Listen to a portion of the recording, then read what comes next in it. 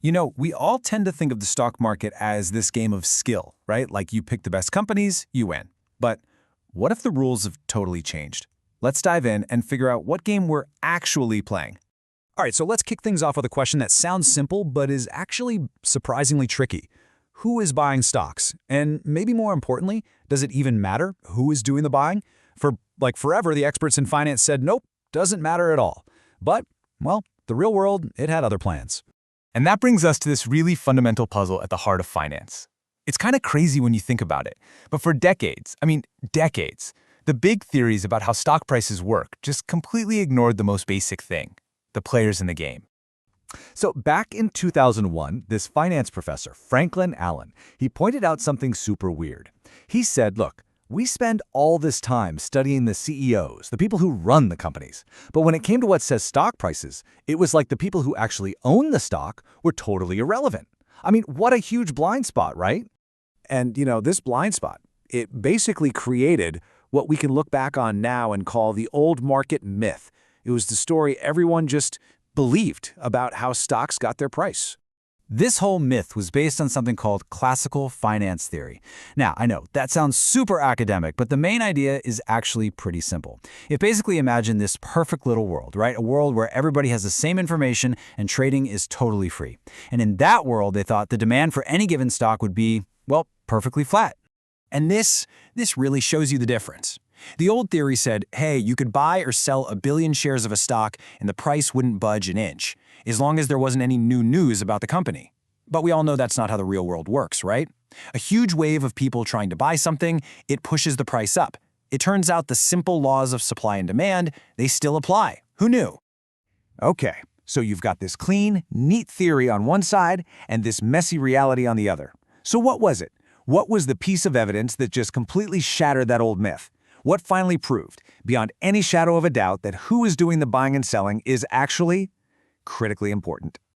Well, it all came down to this one really powerful phenomenon. It's called the index inclusion effect. And let me tell you, this was the smoking gun. This was the undeniable proof that those old models were just wrong. Here's how it works, and it's seriously fascinating. So a company gets the good news it's being added to a big index, let's say the S&P 500. The second that happens, every single index fund that tracks the S&P 500 is now forced to go out and buy that stock. And guess what happens? The price jumps. Not because the company magically got better, but simply because this huge, forced wave of buying came in.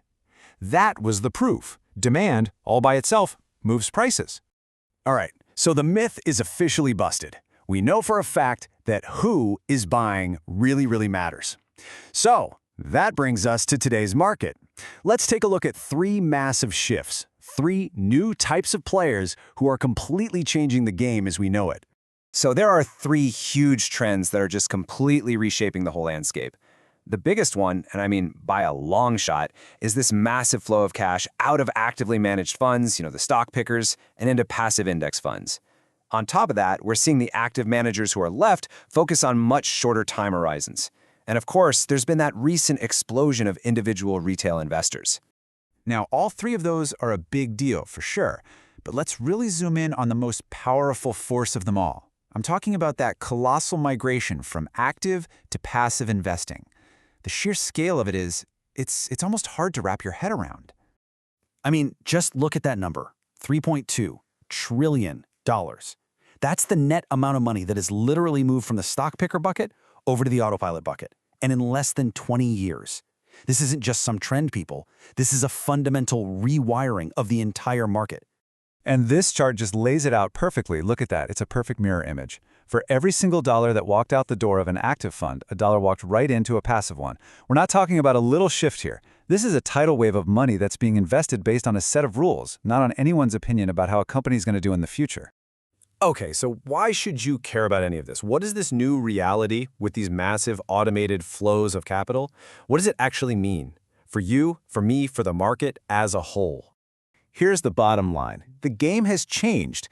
It used to be all about digging into a company's financials, trying to find some hidden value. But today, that's only half the story. The new game is about understanding where these giant, unstoppable waves of passive money are going. Because honestly, Those flows can be way more powerful than any quarterly earnings report. And all of this leaves us with one last fascinating and maybe even slightly unsettling question. If you have trillions upon trillions of dollars being invested on complete autopilot, just buying the market with zero analysis, who's actually left to figure out what a company is worth? Who is really setting the price?